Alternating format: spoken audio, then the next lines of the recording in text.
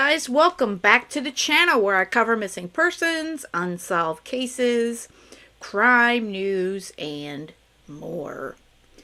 Alright, so this is a really big week in true crime, and I'm in training at work, so it's a little bummy as far as that's concerned, because we got justice for Quinton, which is what I'm gonna do to show the opening statements here and go through them.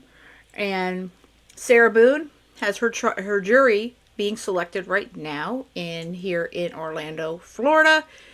And Delphi had started jury selection today, and it looks like they're pretty much set. Maybe tomorrow they'll finalize all that. And then also this morning here in Florida, in Kissimmee, Florida, was a hearing for Stephen Stearns. They have set his trial date to September of 2025, and I hear he's got another 60 CSAM charges added on to his everlasting list. So there is a lot going on, and I'm going to say right now, I'm going to do my best to keep up with it all. I am in training for this week and probably either all of next week or most of next week at work, so I'm going to be playing a lot of makeup because I'm working an hour later. So it's a little different of a schedule temporarily here. But you guys all know how important these cases are. I'm probably not going to cover Delphi, at least not at this point. There is a number of other channels covering it, and I will post any recommendations in a community tab as well for those wanting to check out Delphi. I'm going to follow it. I'm just probably not going to end up covering it really here on the channel with Sarah Boone going on and Leilani Simon. But without further ado, let's jump into the official day one, which is opening statements in the trial to get justice for little Quinton.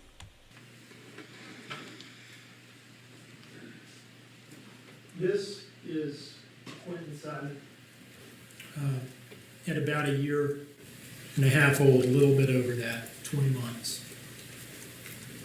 Like all children, he was blameless, he was innocent, and he was beautiful.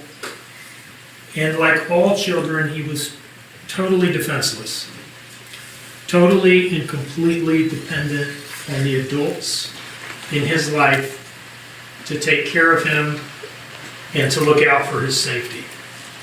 And the evidence in this case will show that the defendant violated that trust, that most basic, sacred trust of a parent, in the most horrible way. In the middle of the night, she killed him, her own son, got in her car with his body, drove to a dumpster, and threw him away like a piece of trash.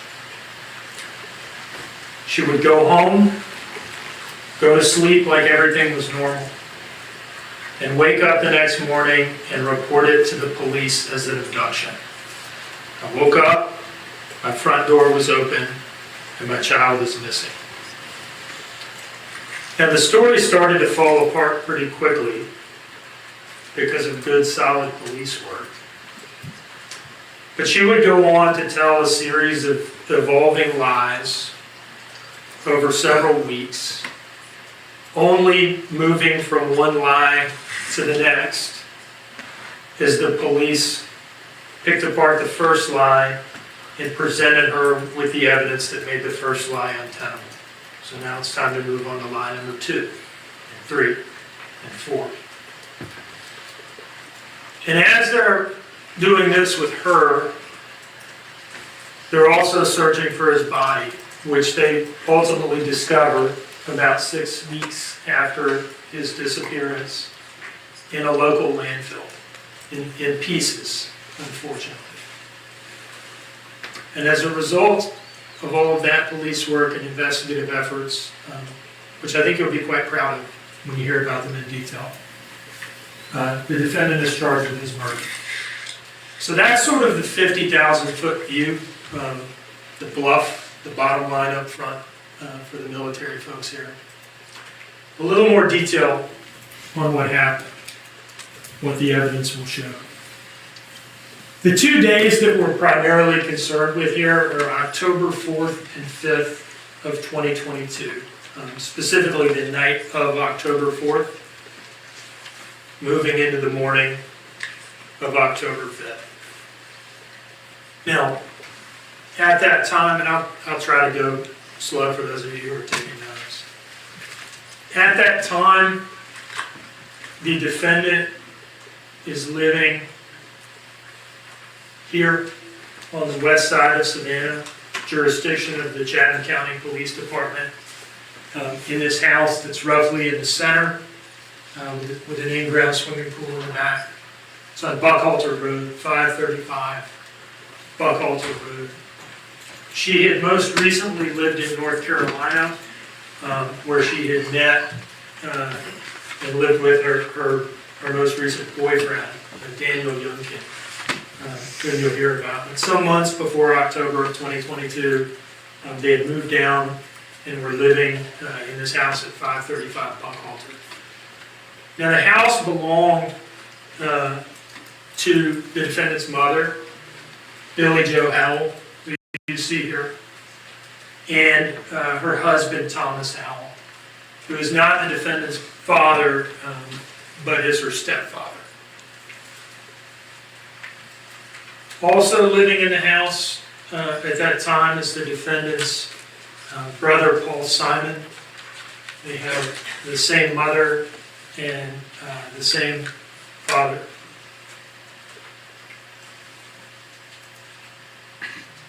And Daniel Youngkin, her boyfriend from North Carolina, and the defendant's 3 children.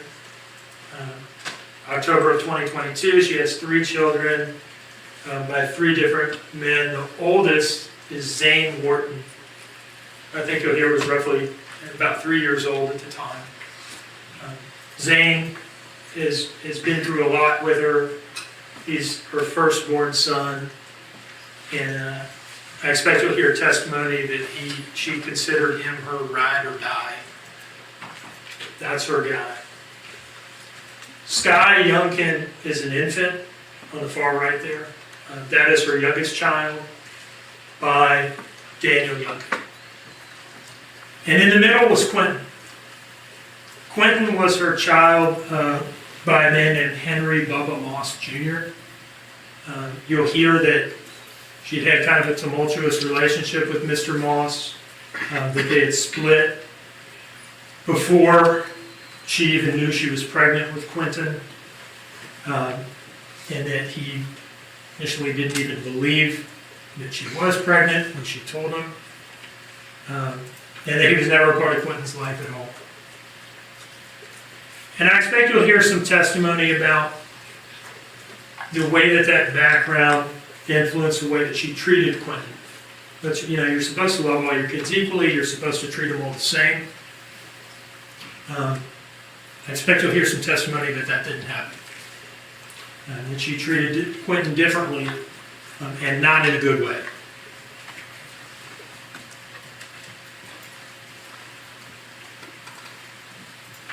Here's the house from the street. The master bedroom where defendant's mother, Billy Joe Howell, and her stepfather, Thomas Howell, lived is over here in the 2-story portion of the house, but on the first floor.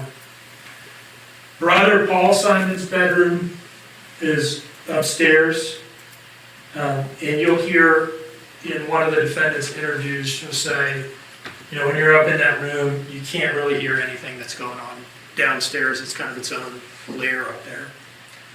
Now, the defendant, Daniel, and the 3 children lived in a bedroom right through this front door. I think there was some sort of addition or something on the house at one point. This bedroom that they live in appears to be like a converted one-time living room or something like that. If you step through that front door, this is what you see. You see a couch in the foreground. You see a desk behind that. And then on the far wall there, you see a bed. That's the defendant and Daniel Youngkin's bed. If you pan to the right, you'll see a closet door here. And then it's hard to make out in this picture, but beyond this closet door is the door into a bathroom that then feeds into the dining room. And that is the only way to get from this room to the main body of the house. You see a race car bed there. That's where Zane slept. We further pan to the right. You can see that race car bed completely, and you see a projector on the wall, evidently for, for watching movies or something while you're sitting on the couch. And then if you pan into that right-hand corner, you see this pack and play. That's immediately to the right as you go in that front door. And that's where Quinton slept. That was Quinton's bed. Now, that sort of sets the scene as to who's living in this house and where they're sleeping. Before we come back to the morning of October 4th, I want to talk to you about what the evidence is going to show as far as what's the biggest thing going on in the defendant's life.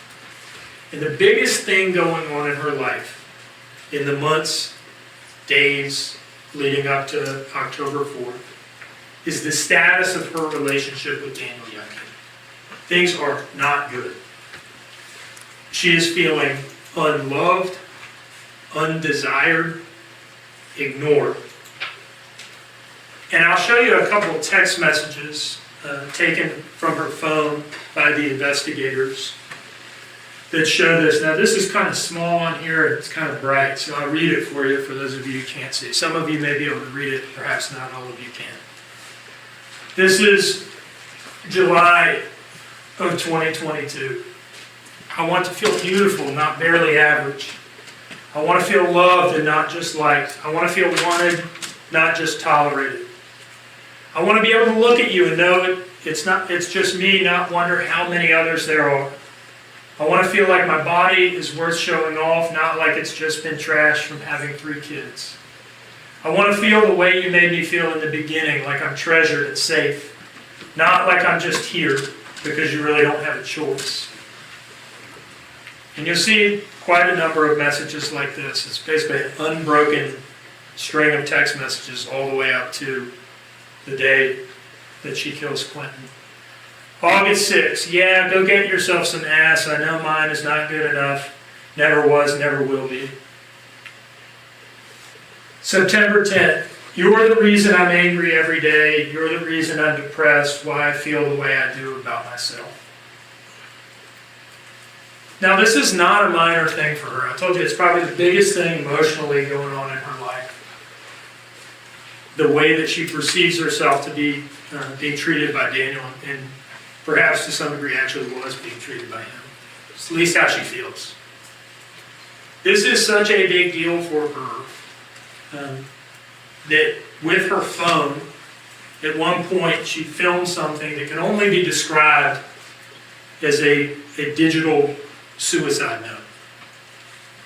All right, she's in the car, and you'll hear her at the end say, I've got to go, I made it to the river. She's in her car, evidently contemplating driving her car into a river and ending her life. And she starts out saying goodbye to her children. She has some kind words to say about Zane. She has some kind, loving words to say about Sky. You might perceive that she momentarily kind of seems to be at a loss for what exactly to say about Quinton, our victim, the middle child. And then she goes on to explain that the message is clearly addressed to Danny. She goes on to attribute what she's about to do to the way that Danny has treated her. Now this is a 4-minute some video. It's a little long for an opening statement, but we're going to watch the whole thing. And we're going to watch the whole thing because it's an important window into her state of mind at this stage in time. This video was filmed in August of 2022, but the evidence in terms of the text messages and her statements will show that nothing really changed between when this video was filmed and in October 4th of 2022. So with that preview, I'll play this for you now. To Sky, Zane, and Quinton. Mama tried. And Mama's not here no more because she doesn't love you. I do. I can't love myself. If I can't love myself, how can I love y'all? I have tried over and over and over and I failed.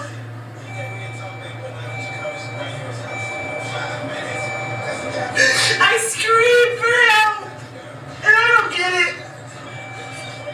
Sky, you are such a beautiful little girl. I wish I could watch you grow up. I wish I could hold you for your first heartbreak because my mama didn't. Sky, I love you, baby girl.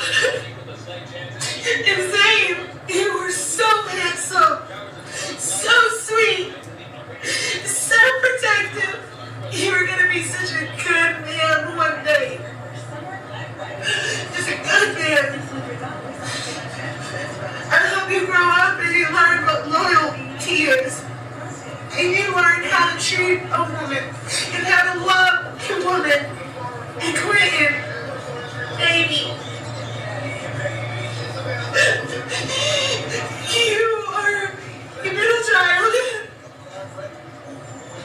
You're so happy all the time. You smile all the time. I wish I could see what kind of man you would be too. And Danny, I loved you. I loved you with all of me, all of my heart. I loved you. I wish that the ground you walked on, when we found each other, we were both in such fragile states. And I built you back up.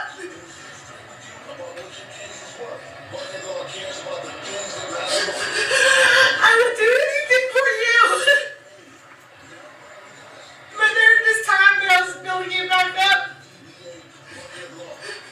you were doing things that would eventually tear me back down. And even now, after everything that I think has been brought to the light, hopefully it was everything, right?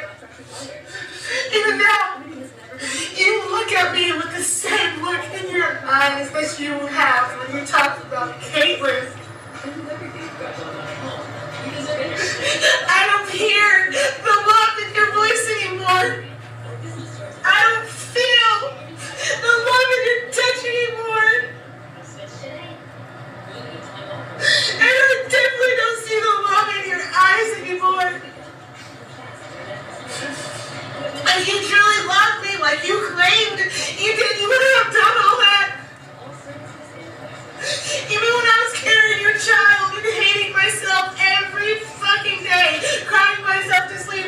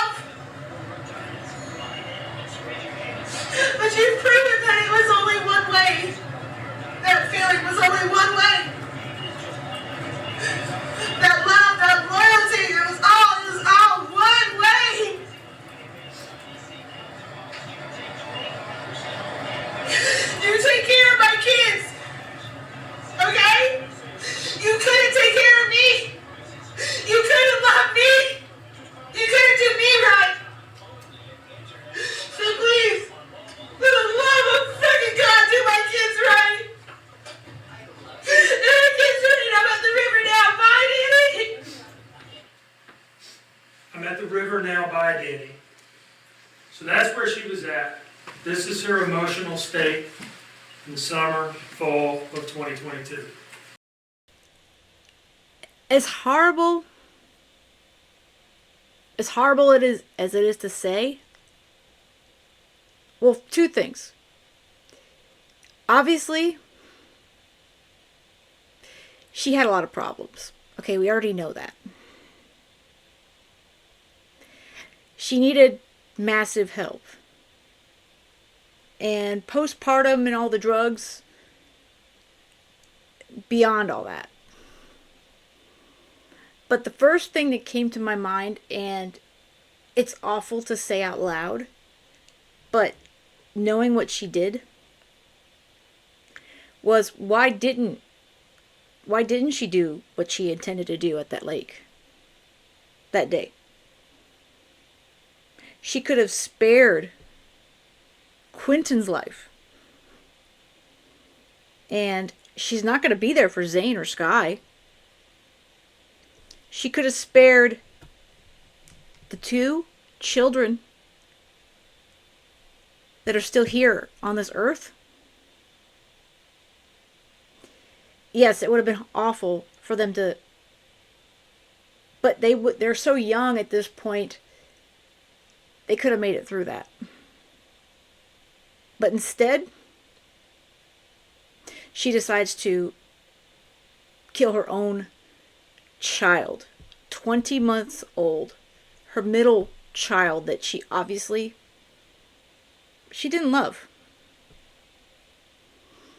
She is sick. Really, really sick. That brings us back to October 4th. And here I'll give you sort of an overview of what the evidence is going to show us to the sequence of events of that day. Now, the first thing to establish is that on the relevant dates here, Billy Joe Howell, the defendant's mother, and Thomas Howell, her stepdad, are out of town. They're not in town. They're not in the house. They are sort of out of play. I expect that will be undisputed. So that leaves in the house Paul, the defendant, Danny, and the three children, Zane, Quinton, and Scott. In the morning of October 4th, quite early in the morning, in fact, the defendant and Danny take the three children to babysitter Michelle McCardle and her two teenage daughters that live on the same street. They live like right across the street on Buckhalter. And it says babysitter up here, and I've called her the babysitter, but really you'll hear from Michelle, one of her daughters. And it comes across more like they're almost like a second family or a substitute family for these kids. Because of the parental shortcomings at 535 Buckhalter. So the evidence might show that babysitter kind of undersells it a little bit. And the child care arrangement was this. At this point in time, Danny and the defendant are working at a warehouse in Port Wentworth, unloading, loading boxes. They're carrying boxes at the warehouse in Port Wentworth. And their shift starts at 6 a.m. They're working the 6 a.m. shift. So early in the morning, on the way to work, they'll drop off the three children with Michelle and with her two teenage daughters. And so they do that. And they both go to work. They clock in at essentially the exact same time, a little after 6 a.m. on October 4th. Now they clock out less than 2 hours later. And the reason they do that is the defendant is experiencing some kind of dental issue. She has a tooth that's bothering her and it needs to come out. And so they clock out right around 8 o'clock, just before 8 o'clock in the morning. And they go to some type of like emergency dental clinic or walk-in dental clinic. And she gets a tooth pulled. These are some pictures, selfies she took of herself in the dentist chair. And you can see the side of her mouth on the left side there, I think is kind of swollen. She sent these to Daniel, Young, and Danny who was sitting out in the waiting room waiting for her. And so after this, they do not go back to work. They go home. And the rest of the waking hours of the day are pretty normal. They get some lunch. They relax. Her mouth is bothering her. She's tired. She's sore. And eventually at about 4:30 in the afternoon, they go and they pick up the 3 kids from the babysitter from the shelf, and they bring them home. So at that point, Danny, the defendant, and the 3 kids are in the house. Now Paul, he worked at the same warehouse, but he worked a later shift, and you'll hear what it is. It's something like 2 p.m. to late at night, around 10 or so. That was Paul's shift. So same place, different shift. So he's not there in the afternoon. Now they're there, they do dinner, they do bath time, they put the kids down. Quinton in his pack and play. I think you'll hear testimony or a statement from the defendant that Sky, the infant, slept on that couch that we looked at, and Zane in the race car bed. And I think it'll be undisputed, and I expect that it'll be undisputed that, around 10 p.m., Quinton is fine. He's just in his crib, in his pack and play for bedtime, okay? And what happens at this point sets off a chain of events that goes over the next couple hours and results in tragedy. And that is that the defendant and Daniel have yet another argument about how he's treating her. This is sometime a little after 10 p.m. And that this is something she told to detectives eventually in some of her interviews. About how he doesn't want her, he doesn't want to touch her, he's not feeling desire for her like he used to. We've already talked about this is a major trigger for her. This is the biggest emotional issue going on in her life, and it's significant. It drove her to the brink in the video that you've watched. This is not a minor thing for her. And so she leaves the house after 10 p.m. on the first of 2 trips that you'll hear a lot about in this trial, and that she didn't really want to talk about, at least truthfully, with investigators. And that first trip is to the drug dealer. She says that she left so that things wouldn't escalate between her and Danny. She was upset. That's her word. So it wouldn't escalate. The first place she goes is this Circle K. And I should have pointed out that you can see her getting out of the car. And that's at 10:29 p.m. So about 10:30. I'll back up and you can see her getting out of her Dodge Journey with a blanket wrapped around her shoulders. She's not in a good state.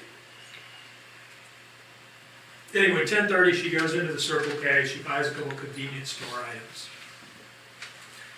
And then she texts Danny. He's got her saved in his phone as Lanny Baby. She texts him, I'm going to run to 204, I guess. That's at 10:32, immediately after she leaves the Circle K. She might still be in the parking lot for all I know. And 204 is an area you'll hear about in this case. It's sort of it's shorthand for our drug dealer. I'm going to run to our drug dealer. This is Highway 204, is what this is in reference to. And their drug dealer lives on a street right off 204. So she's going to get drugs to try to make herself feel better.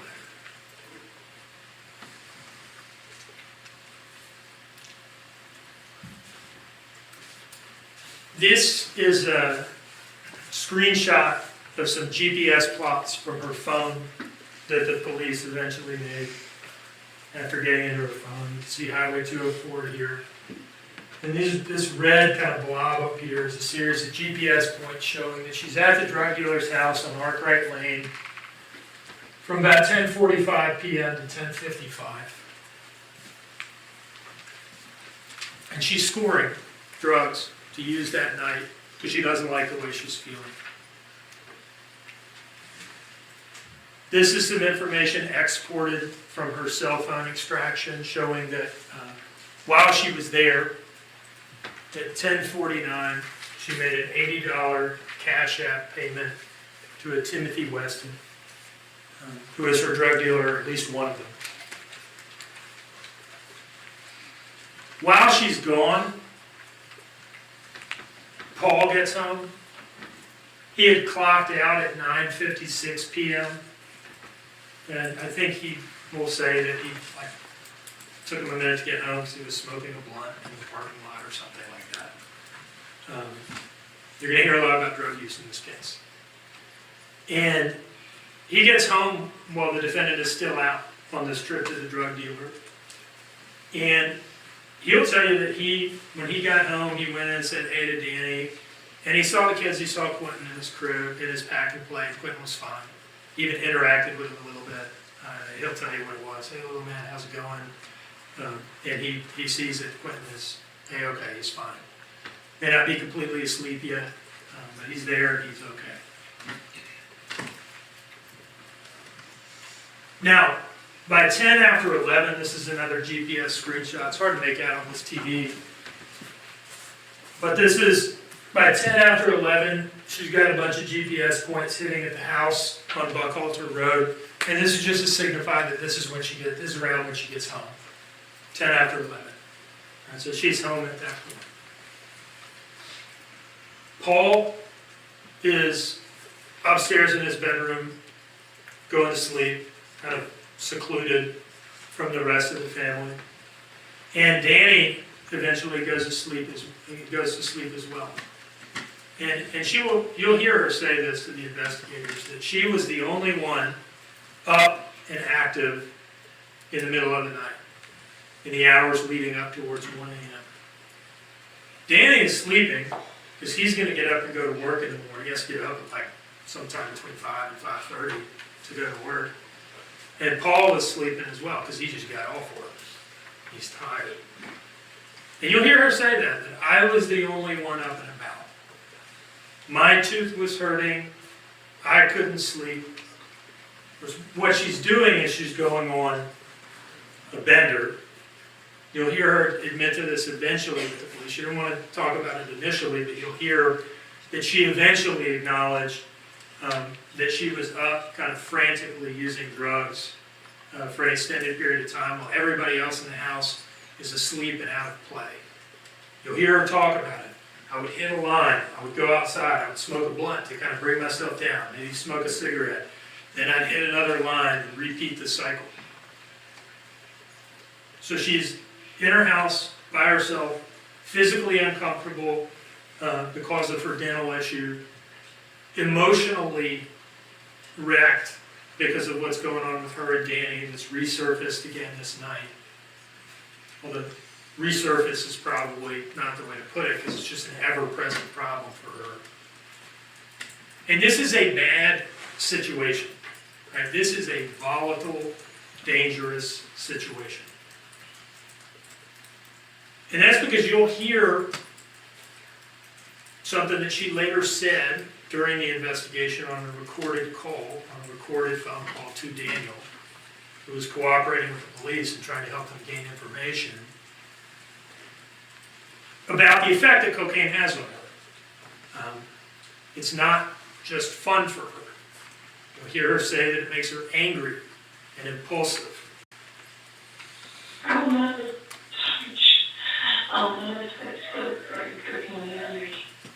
and I become angry and impulsive when I'm like.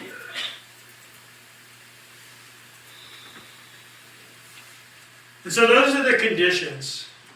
She's up all alone, physically uncomfortable, emotionally unhappy, unstable to some degree. And around 1 a.m. probably, she kills Quinton. Now I'm going to focus on the what she did and when things happened. And probably in closing argument when all the evidence is in, we'll talk to you a little bit more about the why exactly in that moment did she do this? But for now, I want you to just understand the sequence of events and what happened when.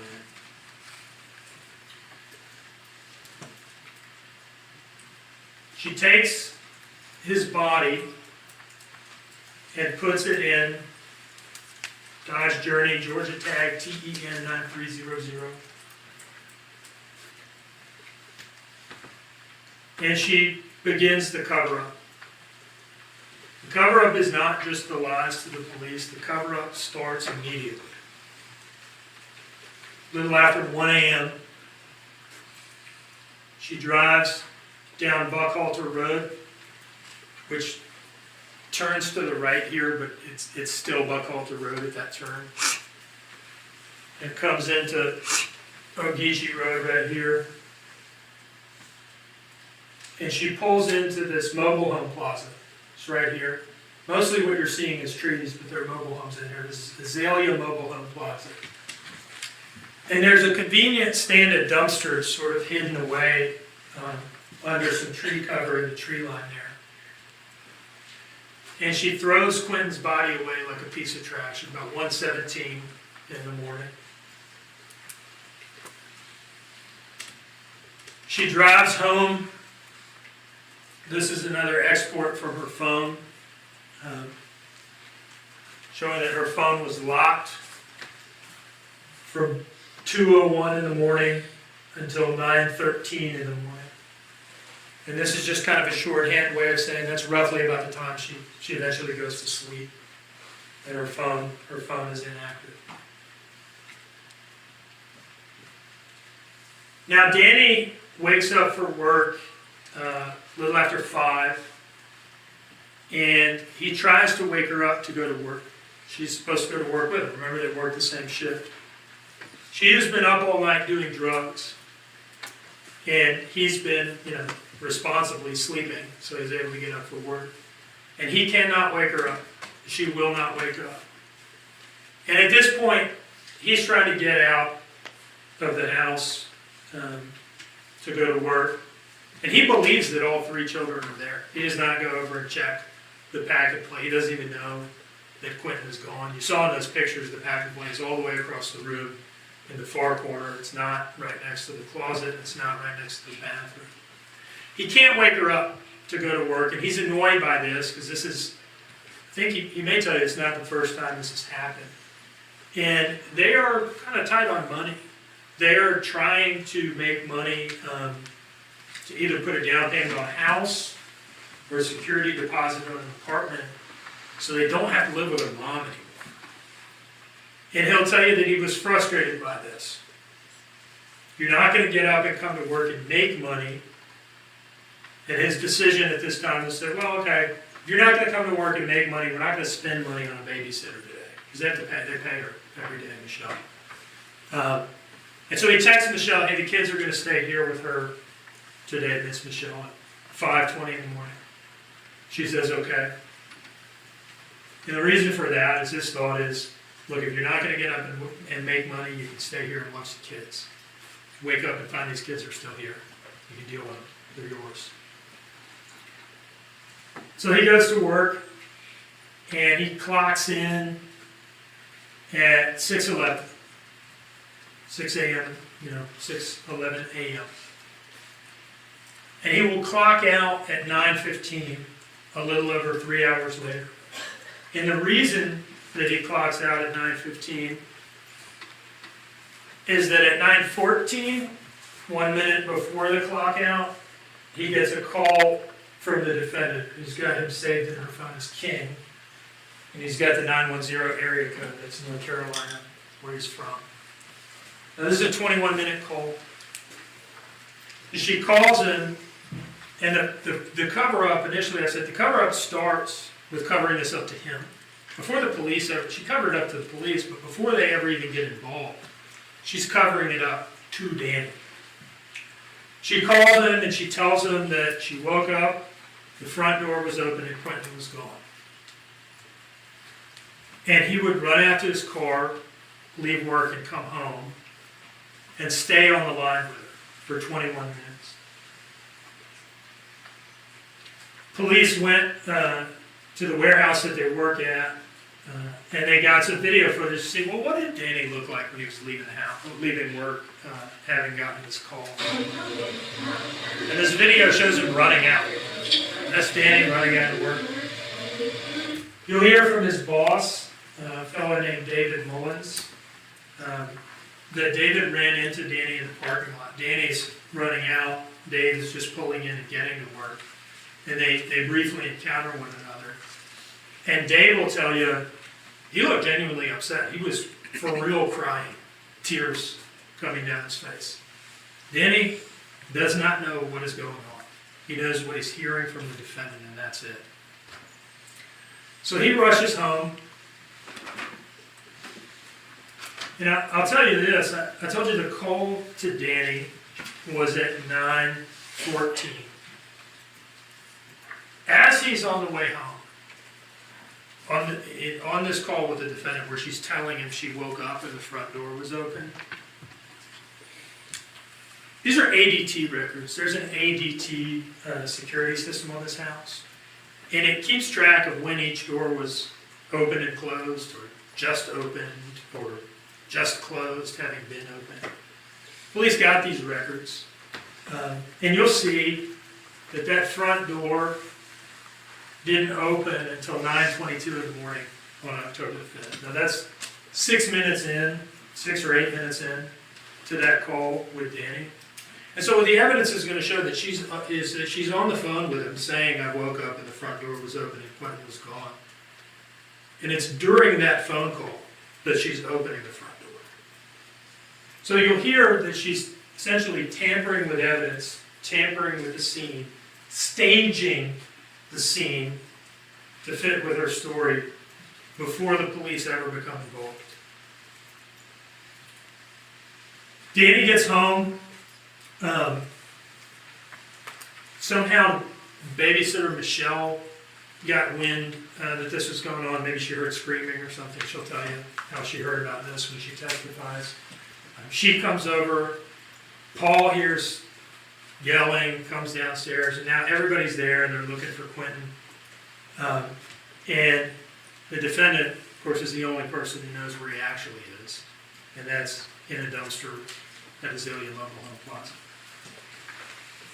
And they call 911, and here's what the defendant says. Get my son! Get my player outside! I woke up and the front door is open and his place is empty, please!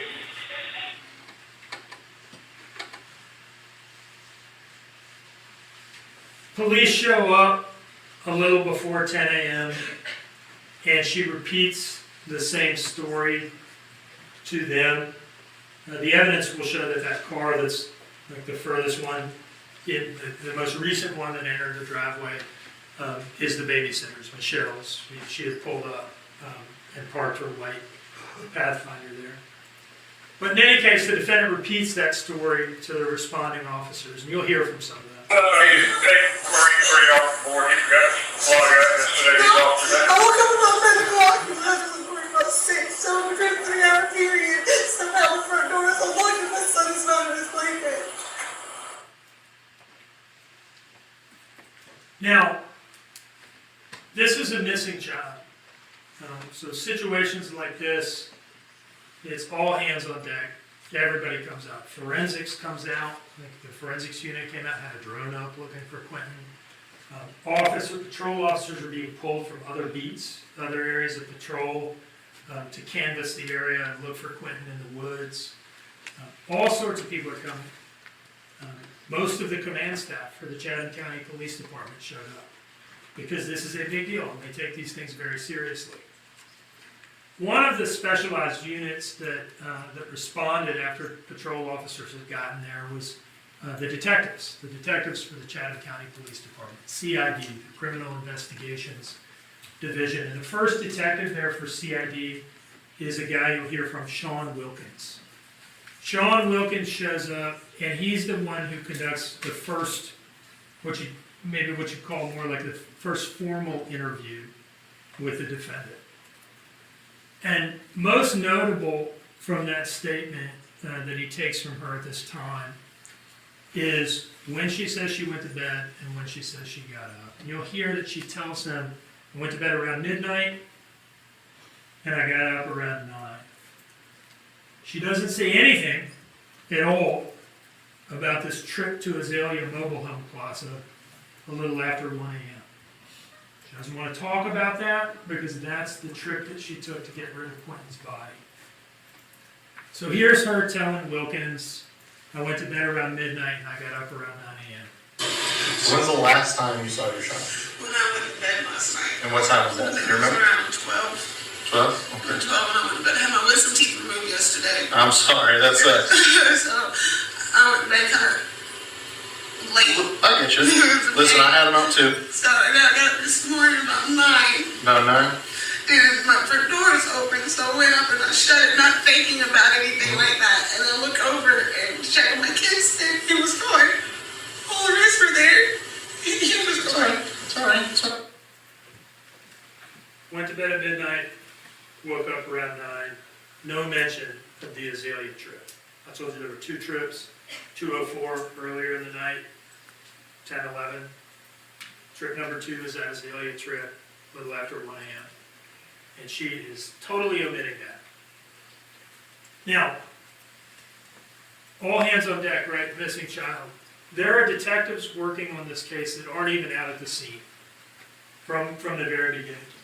One of them is a Chatham County Police detective you'll hear from named Kiana Robbins. Kiana Robbins is at the Islands Precinct, I think is where she was, on Johnny Mercer. Like, not anywhere close to here. But she's in her office, she's sitting at her computer, and she's researching. She's seeing if she can find some helpful information. This is a stock photo of what's called a flock camera. The flock system is a series of cameras that are set up around town at major intersections or along busy roads. And what they do is they snap a picture of the license plates of all the cars that drive by. And police can use these for a number of different things.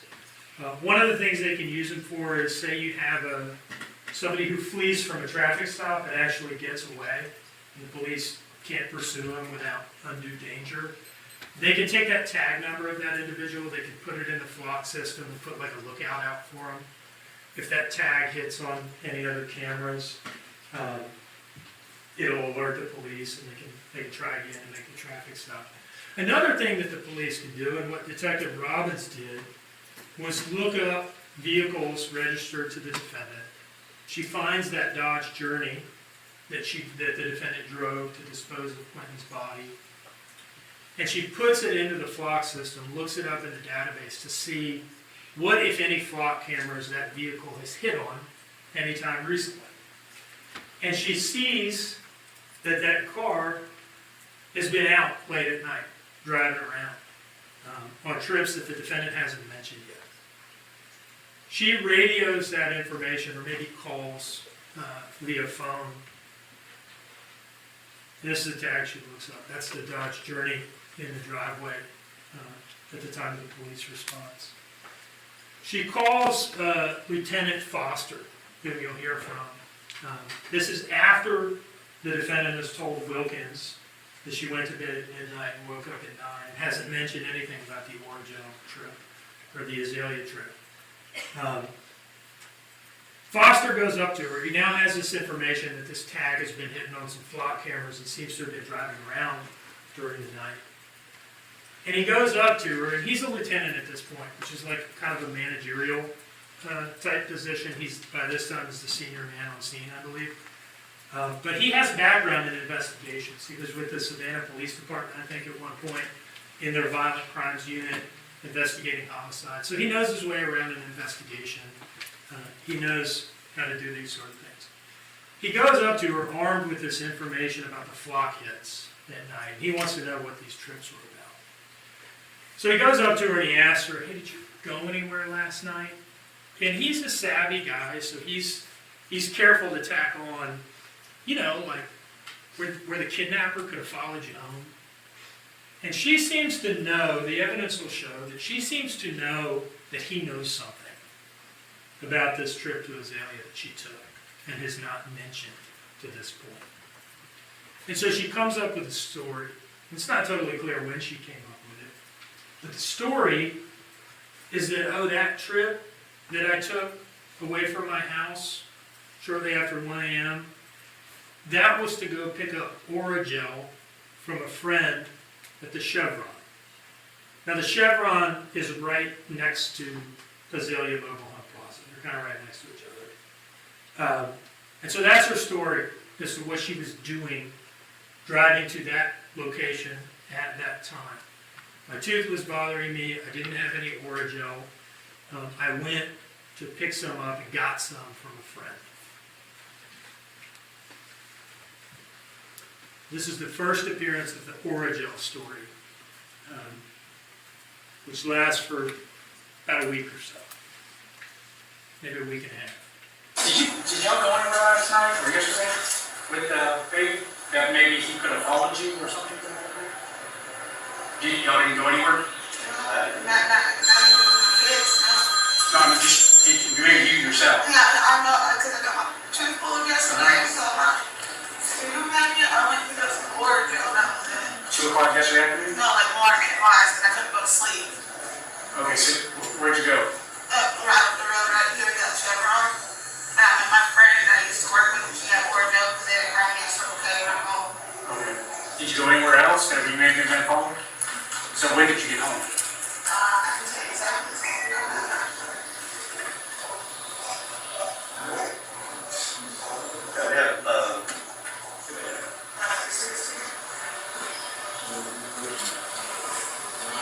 What did you do too? I was on 125. At 125? So I was gone for literally 12 minutes.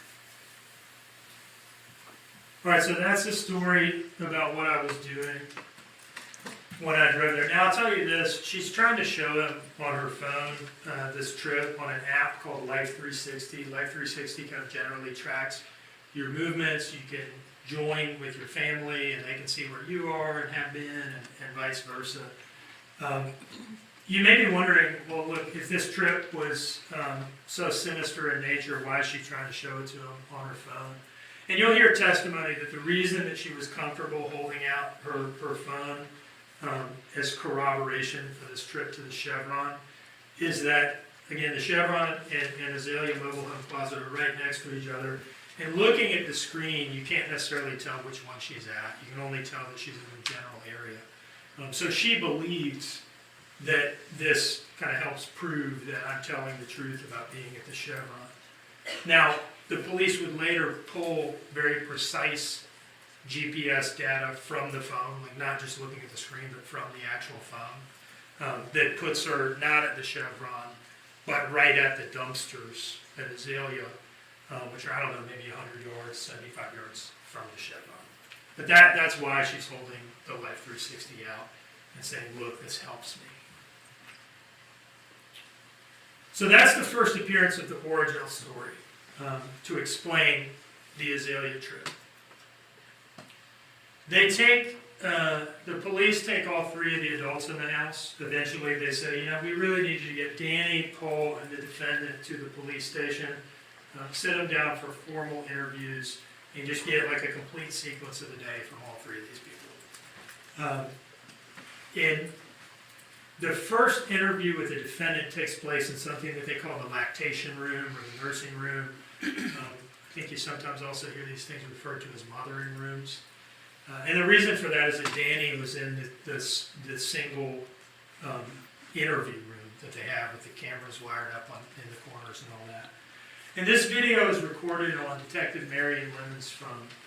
Now, by this time, this is a joint federal and local investigation. The FBI has shown up because they get involved in kidnappings, abduction cases. And what happens at headquarters is that they pair off teamwork. One FBI agent, one detective, and they each in a pair interview each of these people. And so Detective Lemons is paired up with Special Agent Brad Snyder, whom you'll hear from. And they were kind of partners throughout this investigation. And it's very open-ended at the beginning. What they're asking for is just give us an account of your day. Give us an account of the last 24 hours. Where have you been? What have you done? And so you'll hear Snyder asking him this. The video is really nothing special. I think it's just ceiling tiles the entire time because The phone is sitting on a table. But the audio is good, you can hear her. And she starts with, "We left the dentist and came home." So she does start at the beginning.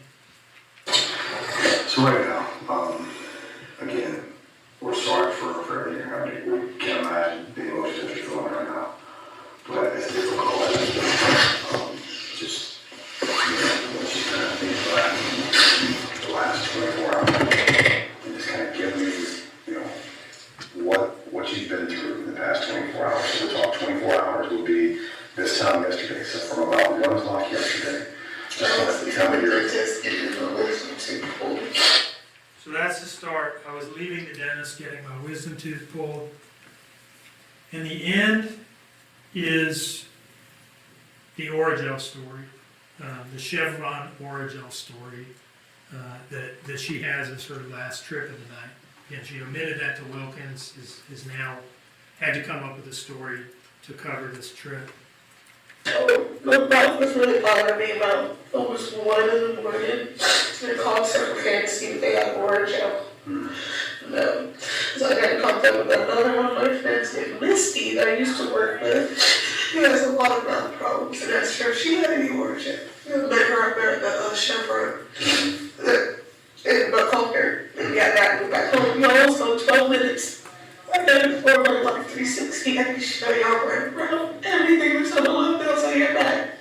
Get home, turn my mouth, check all the kids again, they were okay. Now, a couple things about this initial interview in which she's asked to give an account of her movements for like the last 24 hours. No mention whatsoever of the trip to the drug dealer. She doesn't want to talk about what she was doing that night in the state that it put her in. So that's omitted completely from this interview. And now she's put a name to the friend who gave her the Oragel. Misty is what she calls her. Now, I'll tell you before we move on from that, I'll tell you this. The police asked her to go through her phone, and of course she's playing, the victim. I'm the victim, the mother victim of a child abduction. So she probably feels some pressure to cooperate, and so she lets them go through her phone. A couple things I see is there's no call to Misty, and there's no call to Circle K to check and see if they have Oragel, which is something she said. First I called Circle K to check and see whether they had Oragel. They didn't, so then I called Misty. None of that in there at all. They also see a message from the defendant to Danny. We looked at this earlier. This is when she's leaving the Circle K and is about to go to the drug dealer at 10:30. Going to run to 204, I guess. This is something that she had left out in this initial interview with Snyder and Lemons.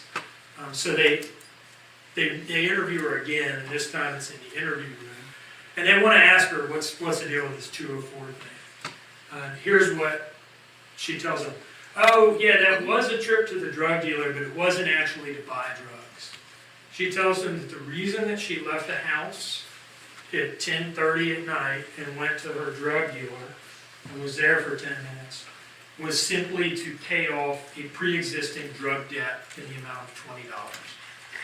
Now, the evidence will show that that story is just absurd on its face, but in addition to that, the cash app was for $80, not $20. And she'll later admit that this story wasn't true. But here she is launching it. Yeah, and I was already heading back by the time that... So at 10:40, you texted him that you were turning on 204 to go meet with? Yeah, like I'm turning on 204 now, like I'm about to meet him. That's what I was trying to tell him. So. And at that point, you didn't get anything. No, I just paid him $20. I gave him $20 and I left. It was a couple days ago. She's paying off a $20 debt, not actually buying drugs.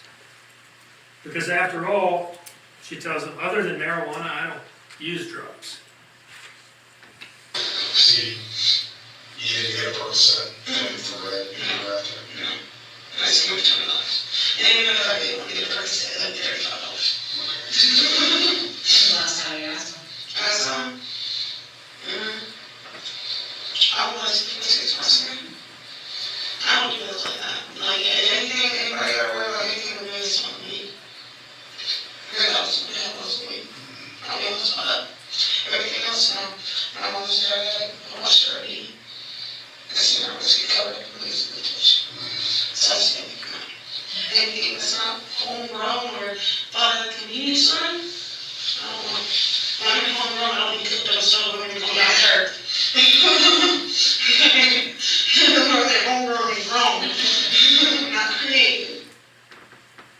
strong, detailed denial of the use of any drugs other than marijuana. And the reason they're asking her whether she got a Percocet from the drug dealer that night is that they had seen some messages about buying Percocets as well when they went through her phone. And they asked her about that. What about these text messages with you? Look like you're buying Percocet, using Percocet. And her story at this time is, oh, those are for a friend. I'm just the middleman for my friend Cheyenne, who likes Percocets but doesn't, I guess, know a dealer herself. Some things, that you just have to answer for, so we have to get a better understanding as to, what went on. That you gave us the authorization to go through the text messages. There's text messages in there about you purchasing Percocet as recently as within the past 24 to 48 hours. So just, you mind telling me about that? Is that dated, or help me understand that? That is dated. So, What's your story? sometimes when you ask me if I've done, I haven't done it recently. I do have a friend named Cheyenne. Cheyenne Crosby, who lives in Florida. She will call me from time to time. I see the call log because she will help me along the road, asking for a register or whatever if I can get it. And I'm waiting for it. I drop it off. Whatever work is dropped off, they should have it up. So, but no, we haven't been messing with the Percocets. She does not want to talk about her drug use that night because that contributed directly to the state of mind that she was in and relates so closely to her killing Quinton in the middle of the night. So she feels that she has to tell these lies. And she wants to focus on 6 a.m. to 9 a.m. because after all, this is an abduction. It's not as though I did anything in the middle of the night. My child was taken after Danny left for work. That's her story, that's what she's trying to sell.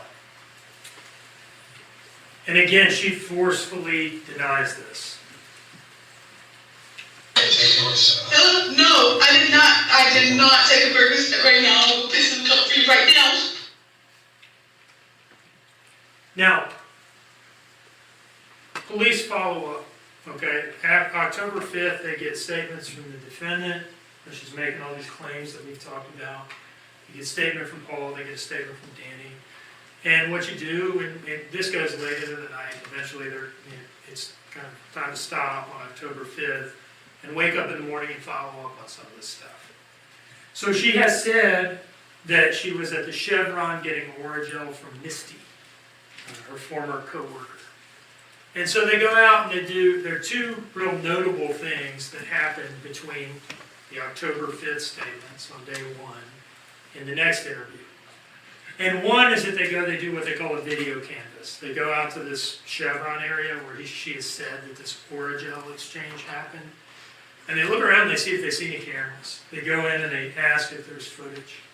And they get footage from the Chevron. And it does not show her stopping there. In fact, it shows her driving by. And they get footage from Azalea next door. And this is a major break in the case, because what the Azalea footage shows is her pulling in, doing a loop around the complex, and pulling up to the dumpsters and sitting there for about 2 minutes. And that's when she throws Quinton's body away. So you're going to hear in detail about the footage from Azalea, the different cameras and camera angles and what you could see on which one. But this is just a sample of that.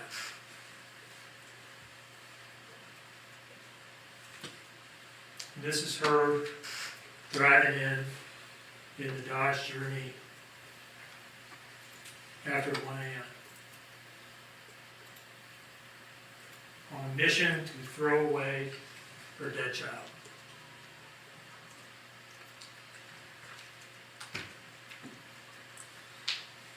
So that's one notable item of follow-up that leads into the next interview. The other is that they go talk to Melissa Missy Bray.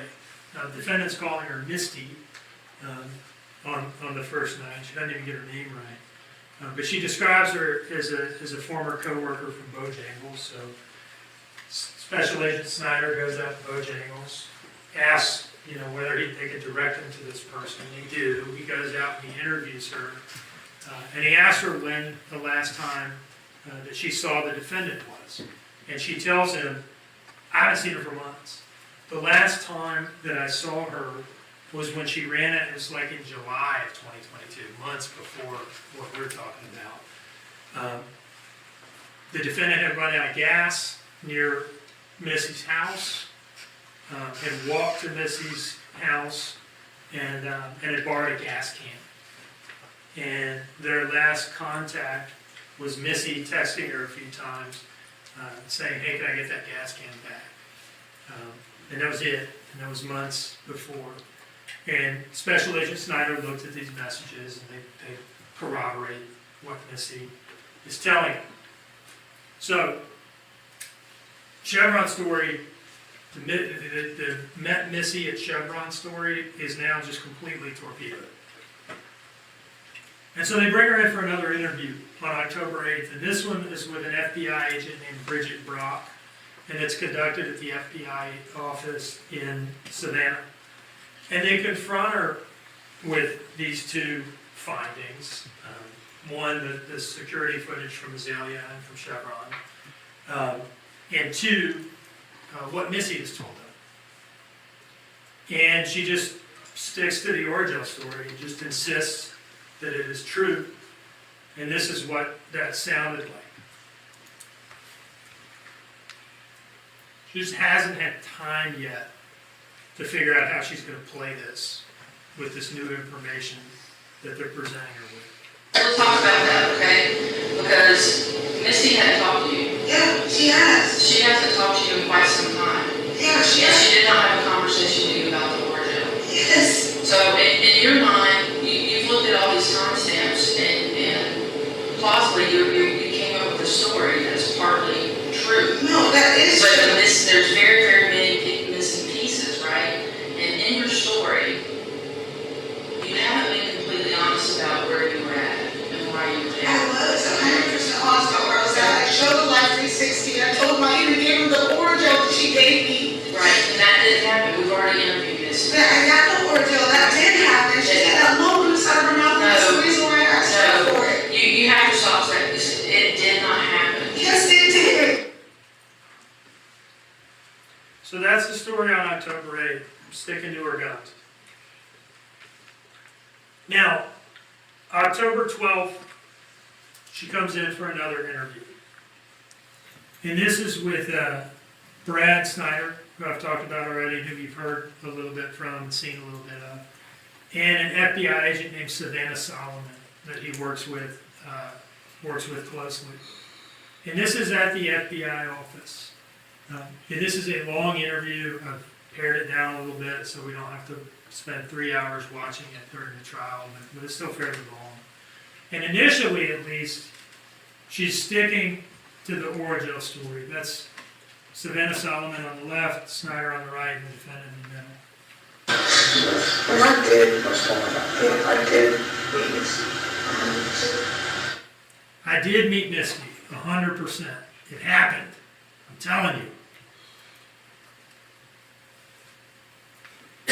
And she tells this kind of flowery story describing this meeting. She lavishes them with details about how this went down. So you went to Missy's house, and did you go inside her house? She was just standing outside. Yeah, that's not good. Like, I really couldn't stay there. How long did y'all interact there with Missy? How long were you there? 2, 3 minutes. It was a quick little conversation. I really went off her mouth doing this one. She does some crack and stuff. And she did how much she was outside. And now she has Misty was smoking crack when she gave the defendant the Orgel. And what is going on here is when the defendant is lying and telling a story to cover something up that she did.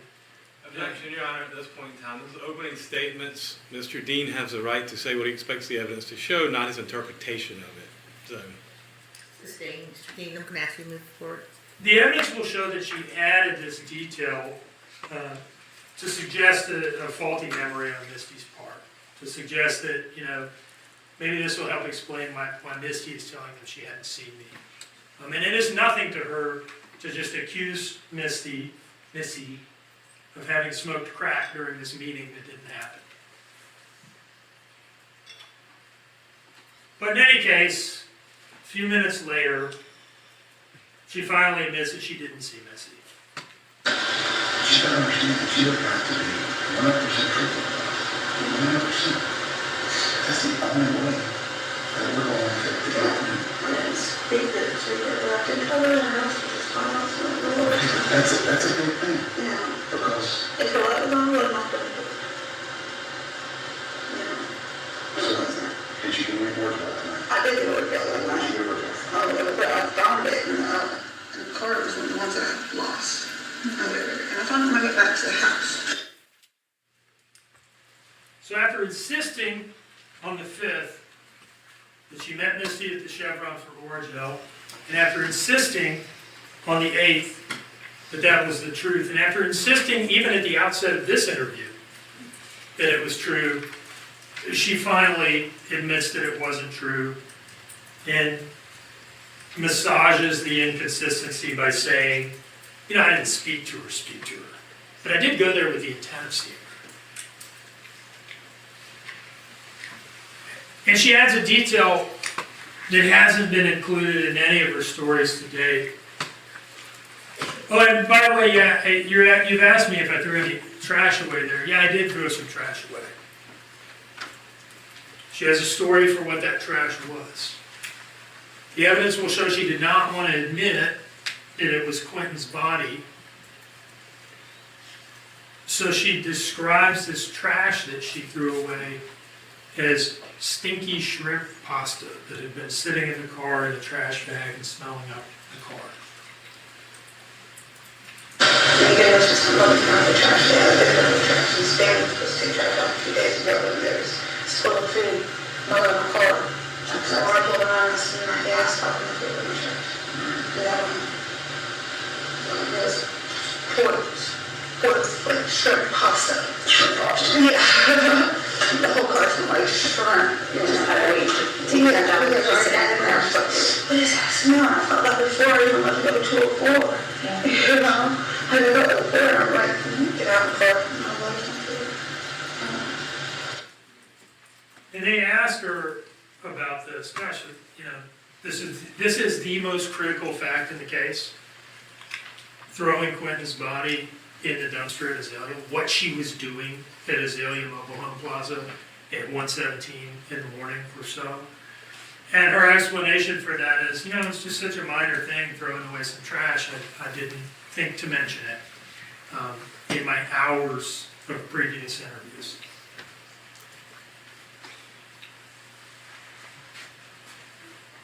I feel stuck. I was feeling stuck. I didn't think anything of it, to be honest. It's just, food, for the car. See an opportunity to do it out. She does not want to talk about what was in that trash bag. They also revisit the drug use, and you'll remember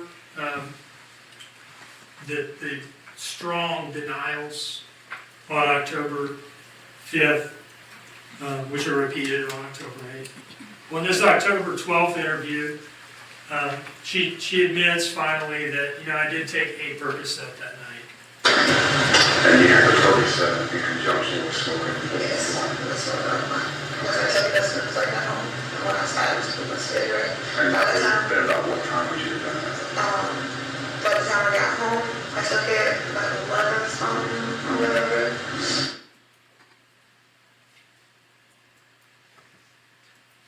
And so Snyder asked her about her changing story. You've been adamant that you met Misty for Orangel, and now you're finally admitting to us, I actually didn't speak to her. You've initially, over the course of 2 interviews, maybe more, didn't mention throwing trash away.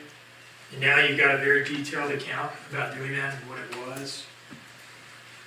And you, on the 5th, were adamant that you hadn't used any drugs other than marijuana, and now you're telling us that you did take a Percocet too. What's going on? Why is the story changing? And her explanation for that is, oh, well, my faulty memory might have something to do with all the cocaine I was doing that night, which is a drug that had totally been absent from all of her prior accounts and fits much more with the $80 Cash App than the story about paying off the drug front. And so she is explaining her inconsistent stories by adding another inconsistency, which is an admission to cocaine use.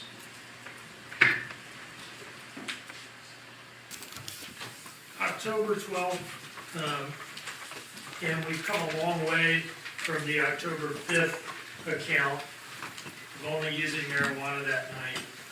This is where we end up on October 12th. So just before you left, you were taking the trash survey, you got cocaine, really upset.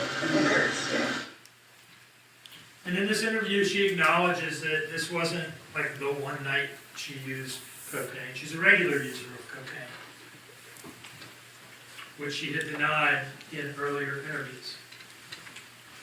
Now, at the end of the day, the most critical thing though is what happened to Quinton. What happened to Quinton in the middle of the night. And here is what she had to say about that.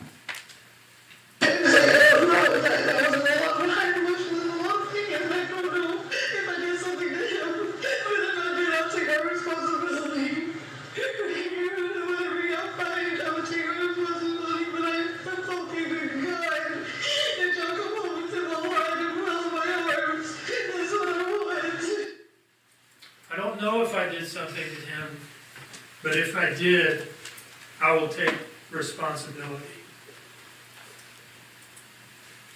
She appears to be claiming something like a lack of memory, and I'll tell you that the evidence that you'll see is going to show that when she drove to those dumpsters at Azalea to throw Quinton's body away, you can see that she's driving normally.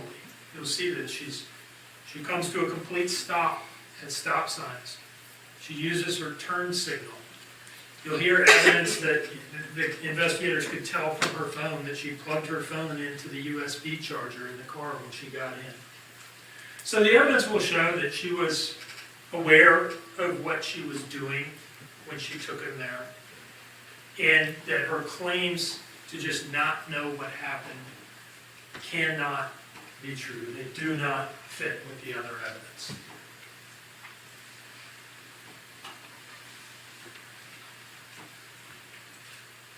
We've talked a lot about what she has been saying to the police and the FBI on the 5th, on the 8th, on the 12th. But we haven't talked much about the other aspect of the investigation, which is the effort to find Quinton and to figure out exactly what happened to him. So I'll talk a little bit about that now. Now on October 18th, police announced that they believe Quinton's body to be in a local landfill, and that they're about to begin this extremely challenging needle in a haystack search of the landfill. And this is how they got there. A detective with the Chatham County Police Department goes out to the mobile home plaza once these dumpsters become an area of interest after they've looked at the security footage. And he asks what garbage truck company services these dumpsters, and they give him that information. He gets in touch with that garbage truck company, and he learns that it was truck 309, from a 3909, I should say, from a company called Waste Pro. This is the list of stops for that truck on that day. Serviced the mobile home plaza. This is on the morning of October 5th, actually. Quinton wasn't in the dumpster for very long because it was emptied that day. And this, what I'll tell you next, kind of goes to explain Quinton's condition when they ultimately found him. Not an intact body, but in pieces, little pieces, bones. It's a front-loading garbage truck. extends its hydraulic forks into the slots on the side of the dumpster, and drops Quinton and all the other garbage into the box in the back of the truck. There's a compactor in that truck that compacts everything. You want that compactor in there so that the truck doesn't have to go to the landfill as frequently. It makes the garbage smaller and take more garbage. That truck went to the Waste Management Superior Landfill on Little Neck Road on the morning of October 5th. This is a landfill ticket. They weigh the trucks when they're coming in. That's how they know how much to charge the garbage truck company for this particular load. This is for Waste Pro truck, 3909. And with this information, the detectives go out and they talk to the landfill manager, and he's able to identify the area that garbage was being dumped and then kind of shoved to on October 5th. And this kind of general area up here, that becomes the search area. So they have kind of an idea, like a general box in the landfill of where Quinton is going to be found. But this is still an extremely difficult thing. Even if you know the general area, there's like 2 more days of trash that have since been dumped there since the 5th. And this stuff gets compacted and moved around. They drive these compactors over it that have studded metal rollers. And everything just gets shredded. You may have this idea that you go into a landfill and it's just like a pile of bags of trash, just like they were when you put them in your garbage can at home. It is not like that. You will see that it is not like that. Everything is shredded because compaction is the name of the game in landfills. You will hear that. You got to get everything pressed down real tight because space is money. So, at the end of the day, they have tons and tons of garbage to search through, and so they arrange the landfill search. They have some consultants from an outside agency come in and advise on this because it's a very technical thing. These consultants are able to tell them, based on the size of the box, about how many tons of trash they'll have to search through to exhaust the area, based on known rates of searching, like pounds per day. They're able to give them an estimate of how many people this is going to take and how much time it's going to take. They have to order specialized protective gear, steel-toed boots, Tyvek suits, respirators, gloves to put over the gloves. This is a biohazard environment. And they have to find volunteers, and this is an all-volunteer duty. Right? And for weeks, volunteers from the police department and from some other law enforcement agencies came out here early in the morning, and they do this landfill search that involves an excavator up in the search area, scooping up garbage, putting it in a dump truck. Dump truck comes down on this open area bounded by cones that they call the search deck. Excavator down here kind of spreads the garbage, that particular load, I think they were calling them lines, out onto the search deck. And the law enforcement officers, these volunteers, get online with rakes, and they just search through it. This is what that looked like. And they do this for days, weeks, in the heat, all that gear on.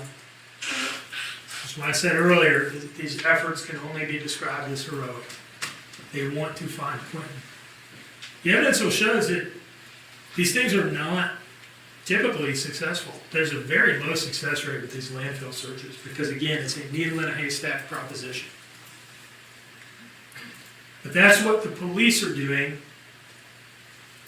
while she is playing games with investigators and changing her story and changing her story again.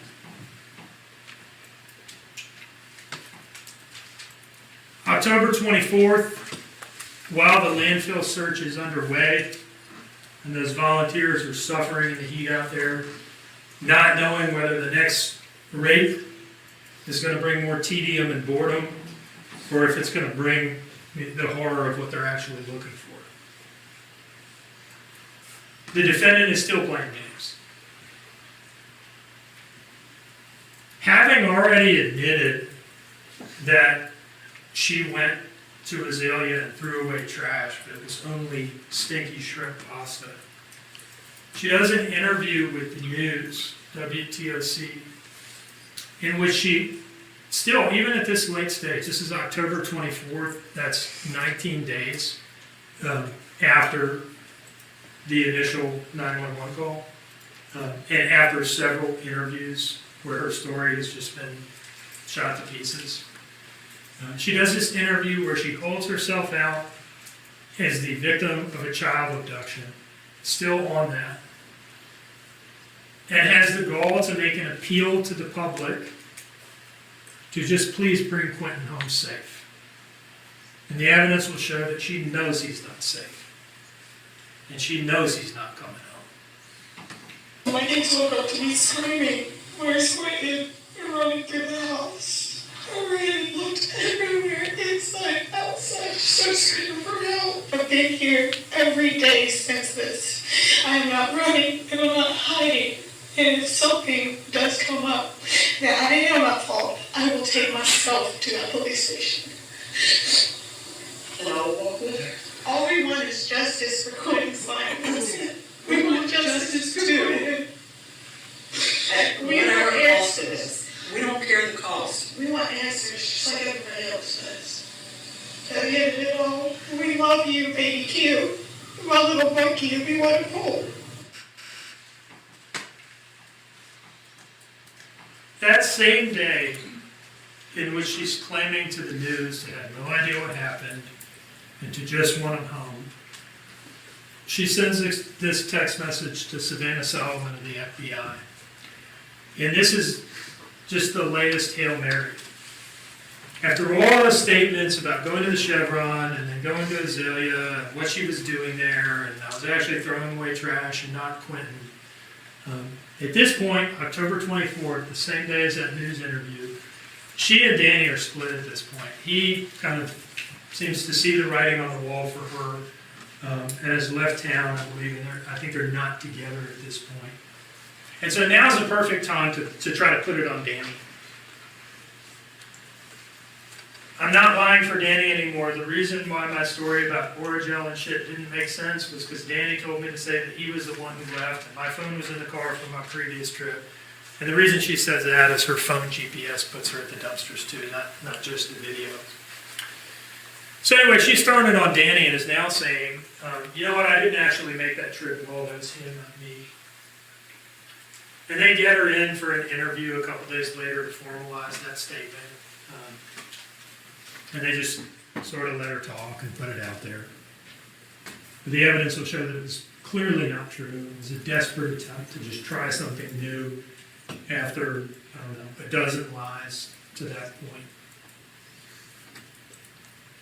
And that interview was on October 31st, last day in October. Now on November 18th, about 3 or 4 weeks after they started searching through that landfill, this arduous task, challenging thing, all volunteers, they finally find what they're looking for. November 18th is a memorable day for the people who are involved in this landfill search, because they find Quinton. And he's not in good shape. Okay, they find him in pieces. Mostly bones, a foot. It's not as though he's in one place on that search deck. They're finding bones in different lines, spread out. He's torn apart.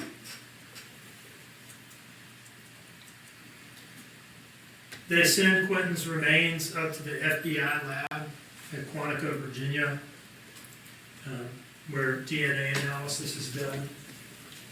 And they confirm what everybody already knew, is that this is Quinton.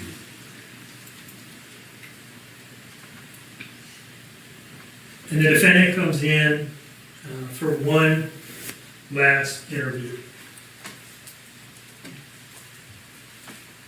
I don't remember hurting him.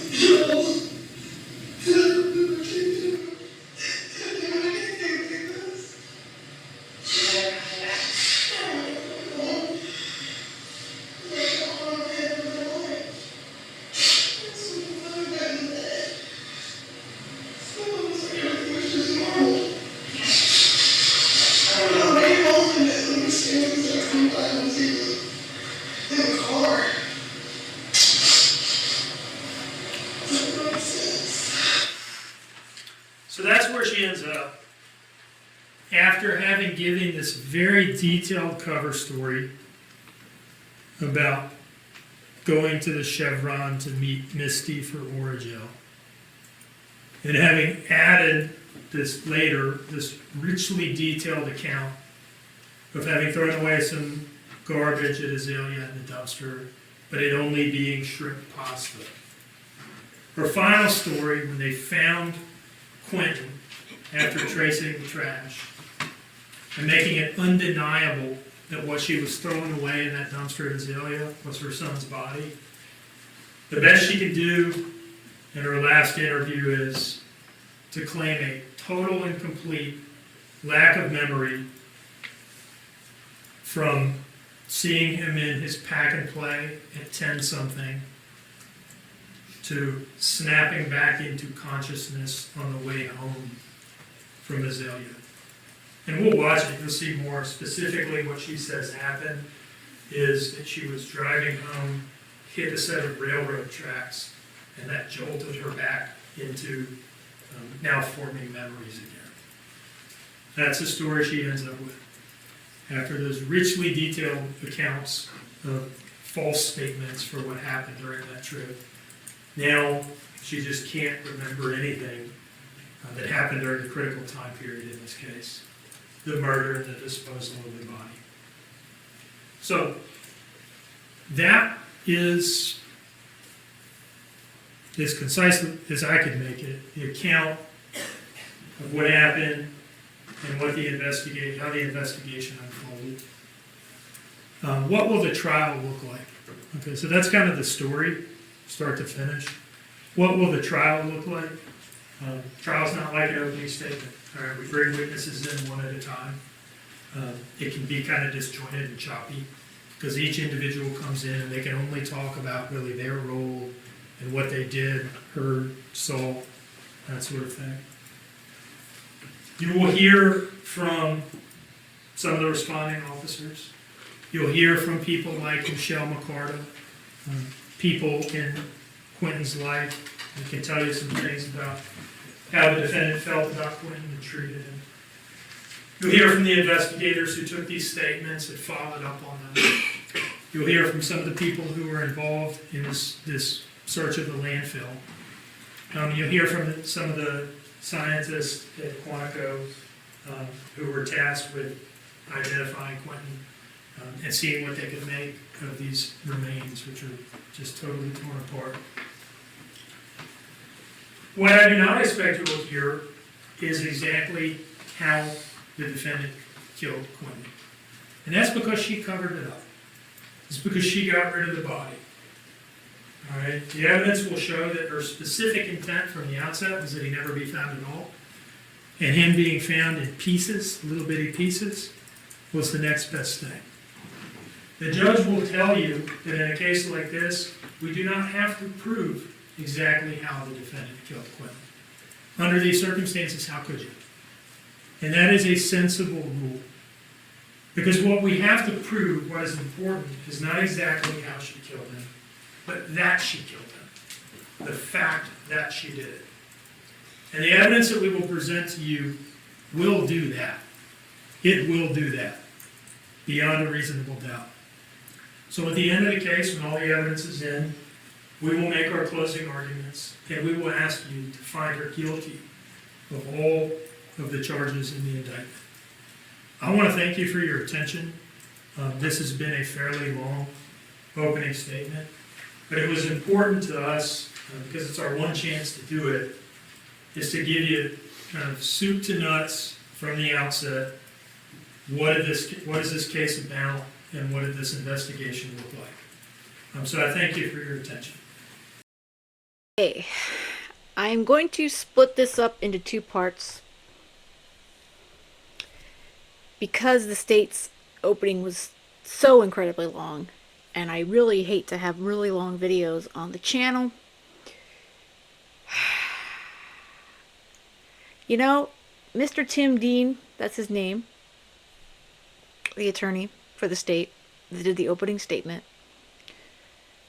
I thought he was excellent. He's very thorough. And it breaks my heart. This entire case just breaks my heart. 20 months old. What the hell could he have done to her? He existed. That's all it was. It's obvious that she hated Quinton. And that hatred went all the way through the fact that she murdered him and threw him in the garbage. Why else would you do that to this sweet child? Leilani is a sick monster. And from the moment I remember hearing about this case, my heart broke over this sweet, just look at his laughter, his smile. Look at the look on his face. She couldn't even hide the fact that he was a happy child, and she hated him. In her little unaliving of herself video. And again, I hate to say, I wish she would have gone through with it, but in a way, it probably would have been a better thing. You know? And I know that's not very nice to say, but it would have saved Quinton's life. And if it's between her and him, I'm going for Quinton. There's a lot to come, and this is a lot. This is a lot. And I just want to get these out there, guys, to make sure that we all see the state's case. I mean, we all know the basics that have followed this case. We all know the basics. And Mr. Dean was, again, he's very thorough. And I'm going to go through the defenses, their side, which I can't imagine. Again, because of work, I'm kind of watching these with you guys as I record the video because I just don't have the ability to listen to the trial while I'm working during training. But I can't imagine what they could possibly say. I just can't. And remember, there was a potential juror that said during jury selection last week, who else could have done it? Leilani is guilty, and while everyone is entitled to a fair trial, I so pray that they see through her evilness. And if you watch her expressions in court, you could see the look on her face. She's emotionless, she's evil, she's a monster. And she doesn't deserve to continue to be a mother to Zane or Sky. And I can only hope that their futures are so much better than what they've experienced up till this point. So let me know what you guys thought of the opening statements in the comments. And with that said, I hope you have a great rest of the day. And most of all, stay safe.